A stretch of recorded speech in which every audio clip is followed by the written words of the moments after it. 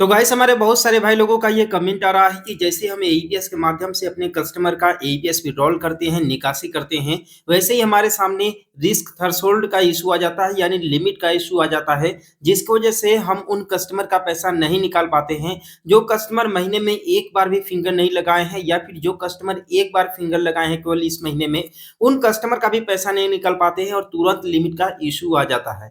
तो बेसिकली यहाँ पर जो रिस्क थ्रेशोल्ड का लिमिट का इशू आता है, ये मेनली 2 से 3 कारण है जिसकी वजह से आप लोगों के पास ये आता है। और आप लोग अगर इस एरर को अपने ध्यान में रखते हुए अगर एईपीएस ट्रांजैक्शन करते हैं, तो आप लोग का 100% ये एरर नहीं आएगा। लेकिन अगर आप लोग इसे इग्नोर करते हैं, इन दोनों एरर्स को अगर आप लोग समझ में नहीं पाते हैं आप लोग कि आखिर ये एरर क्यों आ रहा है, इससे आप लोग बचाव नहीं कर पाते हैं, तो आप लोग के पास ये एरर आना तय है। तो बेसिकली आप लोग के पास ये एरर क्यों आ रहा है, इसके बारे में आप लोग को डिटेल से बताने वाले हैं। और टोटली यहाँ पर 4 ऐसे रीजन है जिसकी वजह से आप लोगों को ये एरर देखना पड़ता है, ये इस एरर का सामना करना पड़ता है। तो वो कौन-कौन से एरर हैं, आप लोग को डिटेल से बताने वाले हैं। तो वीडियो को बिना स्किप किए पूरा देखिएगा जिससे कि आप लोगों को सही और सटीक जानकारी मिल सके। बेसिकली हमारे बहुत सारे भाई लोग हैं जिनके पास खास तौर से एसबीआई के कस्टमर बेस बहुत ही ज़्यादा है। जबकि कुछ ऐसे भी सीएसपी संचालक हैं जिनके पास कैनरा बैंक का कस्टमर बेस बहुत ही ज़्यादा है। लेकिन इन दोनों सीएसपी संचालकों में अगर कंपैरिजन करें, तो रिस्क थ्रेशोल्ड लिमिट का जो इश्यू है कैनरा बैंक वाले सीएसपी संचालक के पास ज़्यादा आता है। क्योंकि यहाँ पर कैनरा बैंक में जैसे ही कस्टमर का आधार डिटेल डाल करके, मोबाइल नंबर डाल करके उसका फिंगर स्कैन करता है सीएसपी संचालक, तो फिंगर स्कैन करते ही यहाँ पर रिस्क थ्रेशोल्ड लिमिट का इश्यू आ जाता है और मजबूरन में उस सीएसपी संचालक को आधार पे का सहारा लेना पड़ता है, जिसके लिए सीएसपी संचालक को चार्ज भी चुकाना पड़ता है, कुछ शुल्क भी चुकाना पड़ता है, ट्रांजेक्शन चार्ज। ठीक है, तो और जिन सीएसपी संचालक के पास एसबीआई का कस्टमर बेस है, उन लोगों को रिस्क थ्रेशोल्ड का इशू का प्रॉब्लम बहुत ही कम फेस करने के लिए पड़ता होगा। तो बेसिकली यहाँ पर रिस्क थ्रेशोल्ड लिमिट का इशू क्यों आ रहा है, इसके बारे में आप लोग को चलिए डिटेल से बताते हैं। तो बेसिकली जैसा कि मैंने आप लोग को बताया कि टोटल 4 रीजन है और इन चारों रीजन की वजह से आप लोग के पास ये एरर आता है।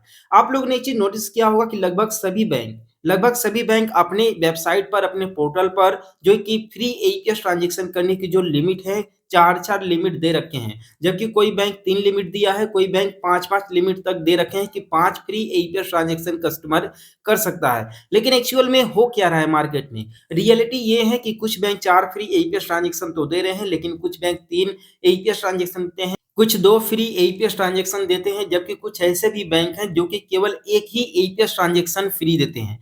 अभी जिन सीएसपी संचालकों के पास कैनरा बैंक का कस्टमर बेस ज़्यादा होगा, उन लोगों को ये अच्छी तरीके से पता होगा कि अगर कोई कैनरा बैंक का कस्टमर है, तो मंथ में अगर एक बार भी फिंगर लगा लिया, तो जैसे ही सेकंड टाइम अगर कस्टमर फिंगर लगाता है, तो वहाँ पर रिस्क थ्रेशोल्ड लिमिट का इशू आ जाता है। और जिन सीएसपी संचालकों के पास एसबीआई का कस्टमर बेस ज़्यादा है, उनके पास कस्टमर महीने में 2 बार, 3 बार, 4-4 बार तक निकासी कर लेता है, लेकिन रिस्क थ्रेशोल्ड का इशू नहीं आता है। तो बेसिकली यहाँ पर पहला रीजन ये है कि कुछ ऐसे भी बैंक हैं जो कि अपने कस्टमर को केवल एक ही फ्री एईपीएस ट्रांजैक्शन करने का जो कि ऑफर देते हैं, और जैसे ही कस्टमर फ्री एईपीएस ट्रांजैक्शन कर लेता है, एक ट्रांजैक्शन कंप्लीट कर लेता है, वैसे ही जैसे ही कस्टमर दोबारा फिंगर लगाता है दूसरा ट्रांजैक्शन करने के लिए, तो यहाँ पर रिस्क थ्रेशोल्ड लिमिट का इशू आ जाता है। अब यहाँ पर ना तो टाइमिंग का दिक्कत है, न ही यहाँ पर 4 ट्रांजैक्शन क्रॉस करने की दिक्कत है, बल्कि यहाँ पर बैंक के द्वारा तय किए गए लिमिट को क्रॉस करने की दिक्कत है। यानी कि बैंक ने केवल एक फ्री एईपीएस ट्रांजैक्शन जो कि फिक्स किया है, और जब आप उस लिमिट को क्रॉस करते हैं, जब आप उस ट्रांजैक्शन को क्रॉस करते हैं,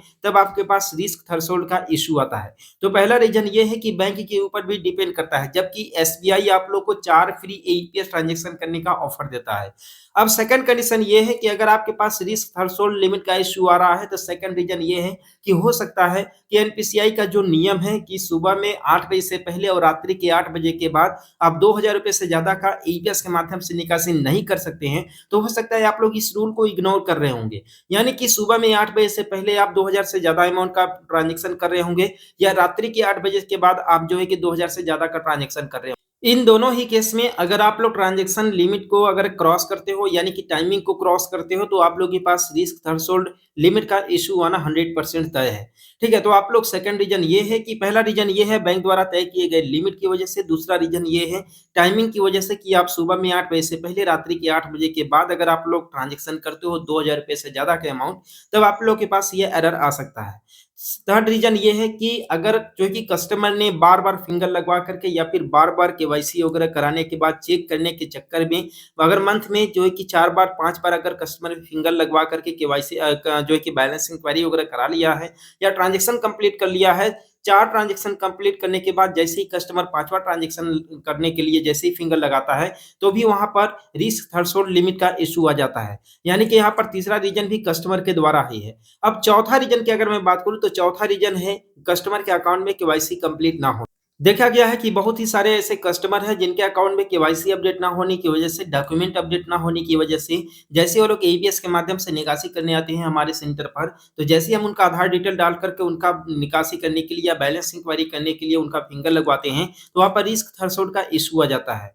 ठीक है? तो इस वजह से भी कस्टमर के पास लिमिट का इश्यू आता है। तो टोटल मैंने आप लोगों को 4 रीज़न बताया। पहला रीज़न ये रहा कि बैंक के द्वारा तय किए गए लिमिट की वजह से, दूसरा जो है कि कस्टमर ने जो है कि 4 फिंगर से ज़्यादा जो है ज़्यादा बार लगा दिया है इसलिए हो गया। जबकि तीसरा हो गया टाइमिंग की वजह से, यानी कि सुबह में 8 बजे से पहले और रात्रि के 8 बजे के बाद आप लोग अगर ट्रांज़ैक्शन करते हैं तो आपके पास ये इश्यू आता है। और चौथा हो गया कस्टमर के अकाउंट में केवाईसी अपडेट ना होने की वजह से, यानी कि डॉक्यूमेंट कंप्लीटली वेरिफाइड ना होने की वजह से।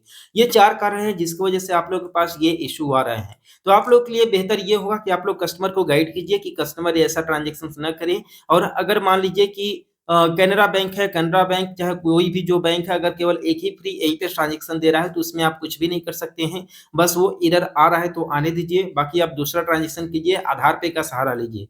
बस यही है, बाकी इसका कोई दूसरा सॉल्यूशन नहीं है। और अगर कस्टमर बार-बार फिंगर लगवाता है तो आप लोग कस्टमर को गाइड कीजिए कि बार-बार फिंगर ना लगवाए, केवल ज़रूरत पड़ने पर ही जो है कि कस्टमर फिंगर लगवाए, तभी आप लोग के पास ये एरर नहीं आएगा। तो आई होप कि इस वीडियो के माध्यम से आप लोगों को एक नया जानकारी मिला होगा। चैनल को सब्सक्राइब कर देना, वीडियो को लाइक कर देना। मिलते हैं फिर किसी नेक्स्ट वीडियो में एक नए अपडेट के साथ।